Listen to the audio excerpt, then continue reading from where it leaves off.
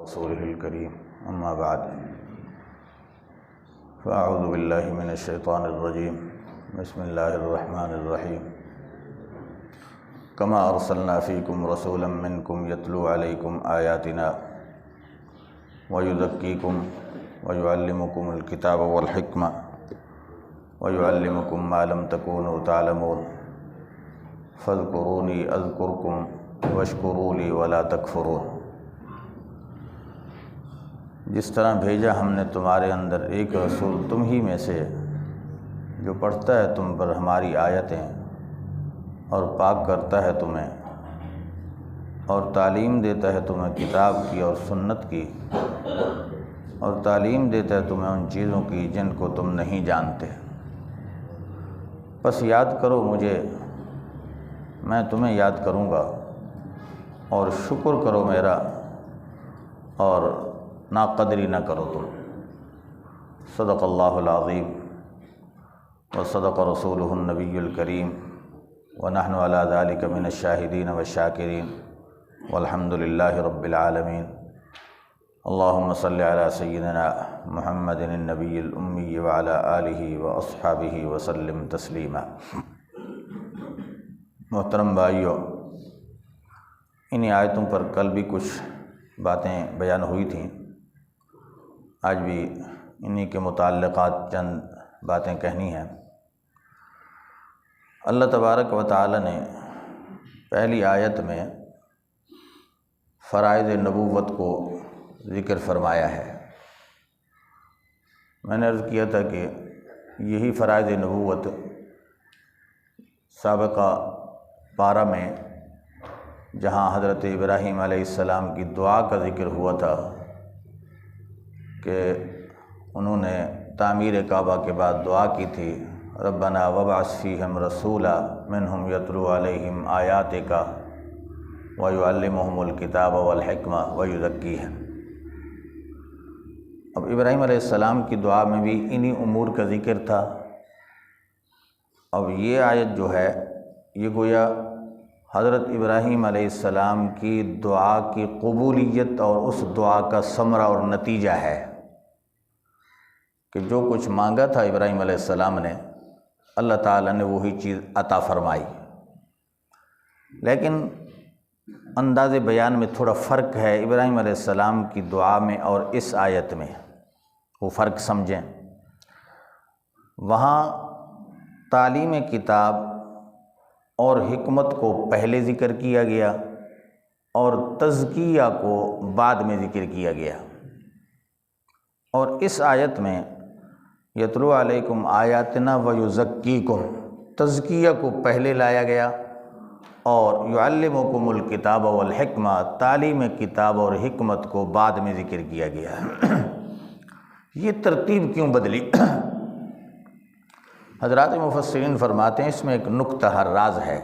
وہ نقطہ یہ ہے کہ تعلیم کتاب و حکمت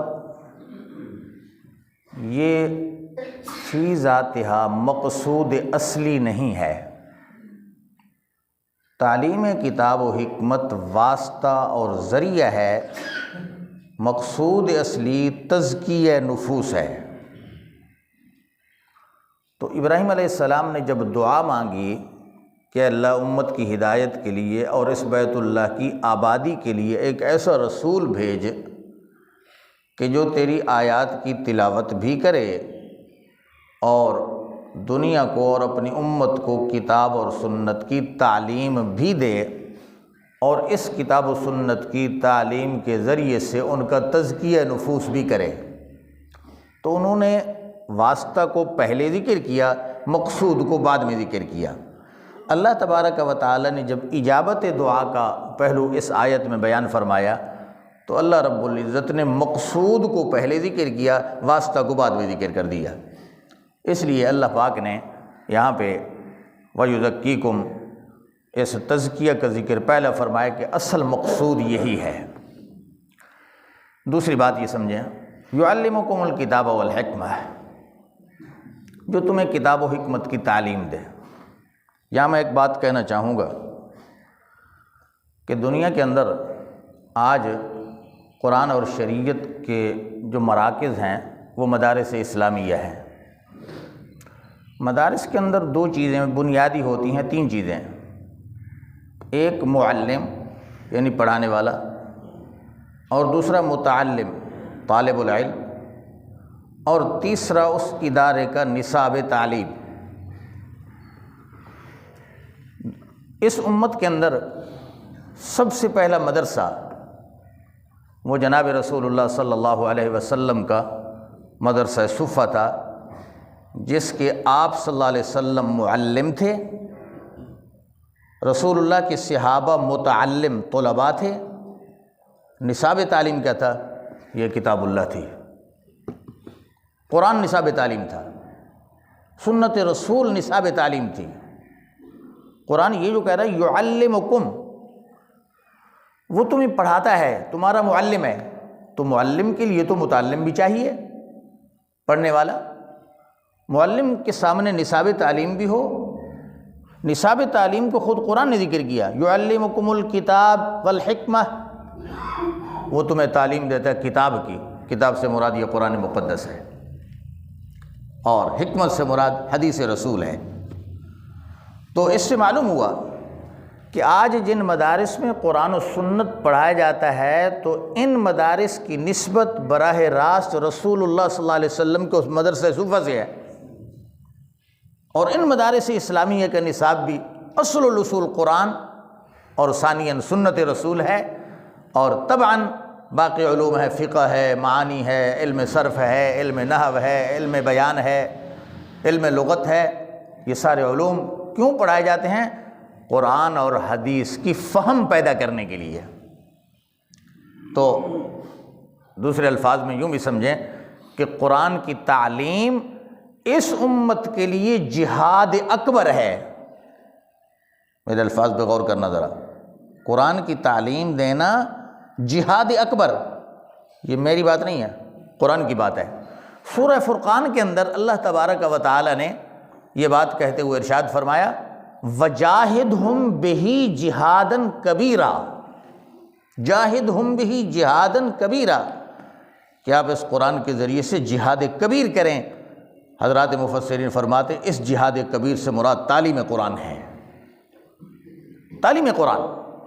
تو قرآن کی تعلیم دینا، قرآن کا سیکھنا، قرآن کا سکھلانا، میں نے سابقہ دروس میں ایک مرتبہ ذکر کیا تھا، شاید آپ کو یاد ہو کہ قرآن کی تعلیم کی اتنی عظمت ہے کہ سنن ابن ماجہ کی روایت ہے، جناب رسول اللہ صلی اللہ علیہ وسلم نے فرمایا جو شخص ایک قرآن کی آیت سیکھتا ہے بغیر لفظی ترجمہ کے، صرف الفاظ قرآن صحیح اس کا پڑھنا سیکھ لیتا ہے، فرمایا اس ایک آیت کے سیکھنے پر 100 رکعت نفل سے بہتر ہے، ایک آیت کا سیکھنا۔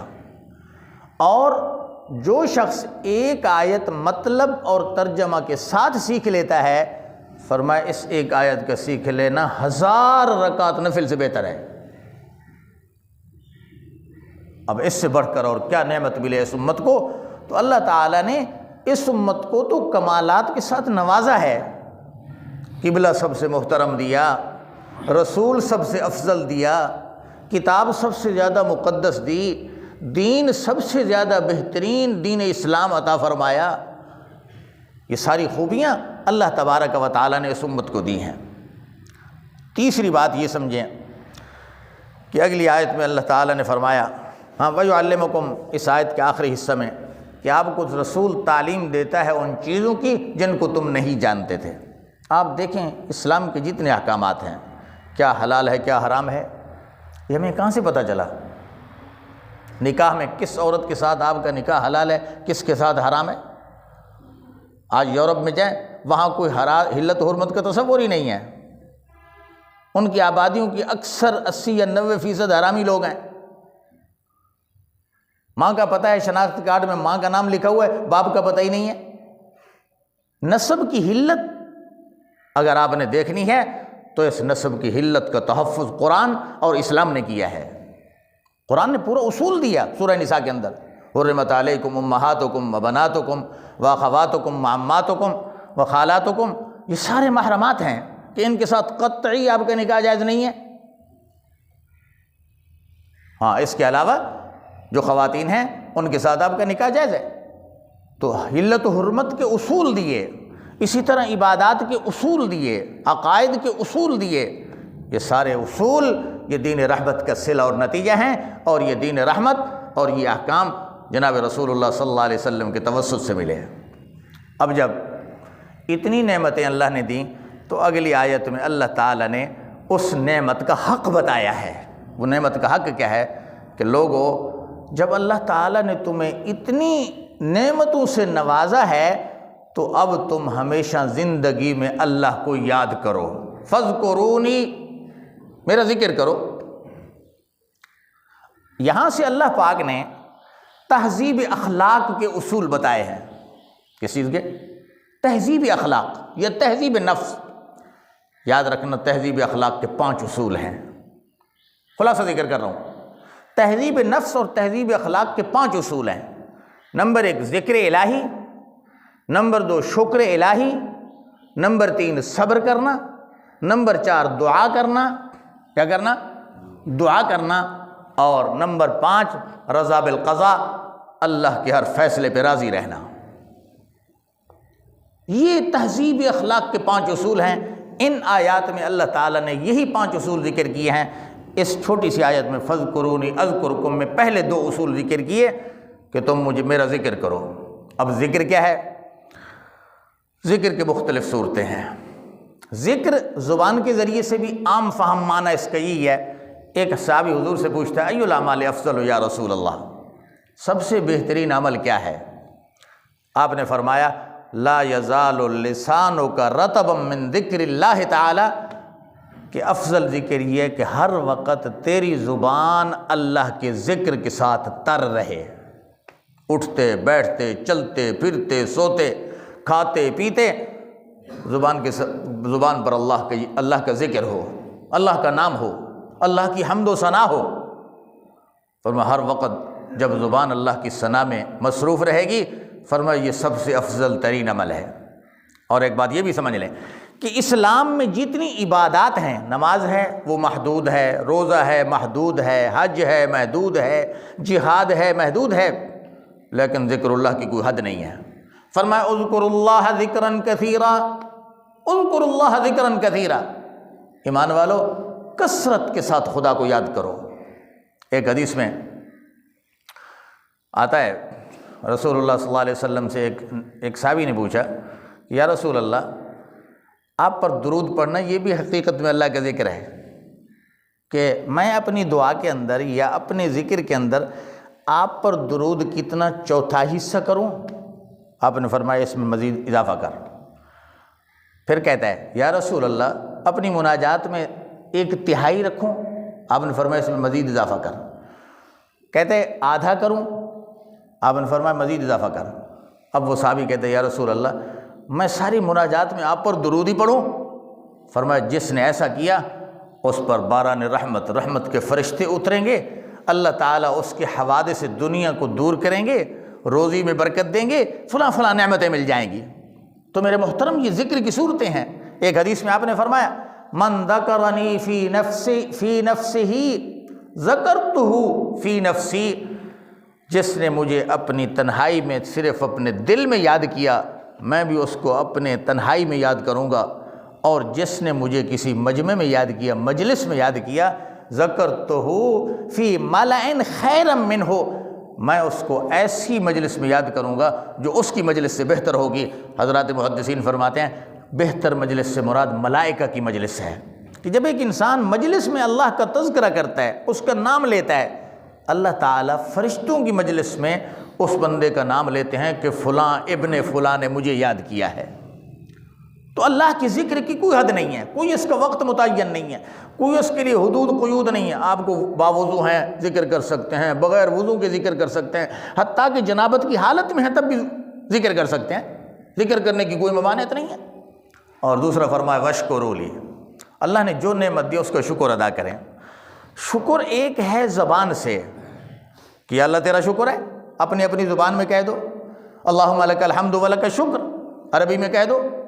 اور دوسرا ہے کہ فعل کے ساتھ شکر کرنا، اور فعل کے شکر کی مختلف کیفیات ہیں۔ اللہ تعالیٰ نے جو آپ کو نعمت دی، مثلا نعمت علم دی ہے، اس سے لوگوں کو فائدہ پہنچاؤ۔